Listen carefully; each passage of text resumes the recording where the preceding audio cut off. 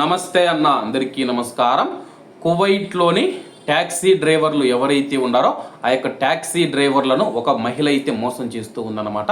చాలా వరకు ట్యాక్సీలలో ఆమె ప్రయాణించినప్పుడు ట్యాక్సీ డ్రైవర్కు ఆన్లైన్ ద్వారా నేను డబ్బులు చెల్లిస్తానని చెప్పేసి, అలాగే ప్రస్తుతం చట్టాల ప్రకారం సివిల్ ఐడి కానీ లైసెన్సు కానీ వెనకాలైతే ప్రదర్శించాల్సి ఉంటుందన్నమాట.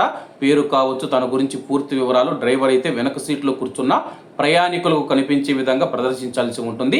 దీన్ని ఆసరా చేసుకొని వాళ్ళ యొక్క సివిల్ ఐడి అలాగే వాళ్ళకు సంబంధించిన వివరాలు తీసుకొని ఆన్లైన్ ద్వారా నేను డబ్బులు చెల్లిస్తానని చెప్పేసి నీ యొక్క కువైట్ మొబైల్ ఐడి ఏదైతే ఉందో అది ఓపెన్ చేస్తే చెల్లింపు పద్ధతులు ఎలా చేయాలో చూపిస్తానని చెప్పేసి డ్రైవర్లను మోసం చేసేదన్నమాట. ఇలా మోసం చేసిన తర్వాత ఒక అకౌంట్ క్రియేట్ చేసుకొని అలాగే ఎవరైతే ప్రవాస డ్రైవర్లు ఎవరైతే ఉన్నారో వాళ్ళ పేర్ల మీద ఆన్లైన్లో వస్తువులు అయితే కొనుగోలు చేసేదన్నమాట. ఆ కొనుగోలు చేసిన వస్తువులను మళ్ళీ తక్కువ ధరకైతే మార్కెట్లో అమ్మేస్తూ ఉండేదన్నమాట. ఇలా ప్రవాస డ్రైవర్లను చాలా మందిని మోసం చేసింది. ఆసియా దేశాలకు చెందిన వారిని, అరబ్ దేశాలకు సంబంధించిన ప్రవాసులను ఎక్కువ మంది మోసం చేయడంతో వాళ్ళైతే పోలీసులకు ఫిర్యాదు చేయడం జరిగిందనమాట. ఒక మహిళ మమ్మల్ని ఇలా మోసం చేసింది, అలాగే ఆమె మోసం చేసే ముందు నా సెల్లులో బ్యాటరీ ఛార్జింగ్ లేదు, త్వరగా ఈ యొక్క లావాదేవీని పూర్తి చేయాలి లేకపోతే నీకు డబ్బు పడదని చెప్పేసి డ్రైవర్లను బలవంత పెట్టేదని చెప్పేసి ఈ కన్ఫ్యూజన్లో మనం చూసుకుంటే కానీ డ్రైవర్లు ఆమె చెప్పింది చేసేసి వెళ్ళిపోయేవారు అనమాట.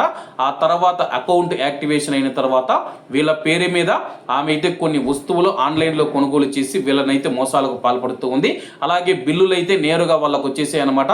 వాళ్ళైతే బిల్లులు వచ్చిన తర్వాత మేము ఏ వస్తువులు కొనుగోలు చేయలేదు, బిల్లులు ఎక్కడి నుంచి వచ్చాయని చెప్పేసి పూర్తి విచారణ చేసి పోలీస్ స్టేషన్లో కంప్లైంట్ ఇస్తే పోలీసులు విచారణ చేసిన తర్వాత ఆ యొక్క మహిళను పట్టుకోవడం జరిగింది.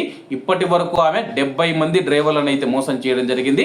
కాబట్టి కువైట్లో ఉన్న మన డ్రైవర్లు ఎవరైతే ఉన్నారో ట్యాక్సీతో లేవాలో ఎవరైనా ఆన్లైన్ ద్వారా డబ్బులు చెల్లిస్తామంటే కానీ క్యాష్ రూపంలోనే మ్యాక్సిమం తీసుకునేందుకు ప్రయత్నం చేయండి, లేకపోతే ఇలాగే మోసపోవాల్సి వస్తుంది. అలాగే మీ యొక్క సివిల్ ఐడి కానీ లేకపోతే మొబైల్ ఐడి ఓపెన్ చేయమని ఎవరు అడిగినా సరే కానీ ఓపెన్ చేయవద్దని చెప్పి ప్రతి ఒక్కరిని కోరుకుంటూ అందరూ బాగుండాలి, అందులో మనం ఉండాలి. అందరికీ నమస్తే అన్న, జై హింద్.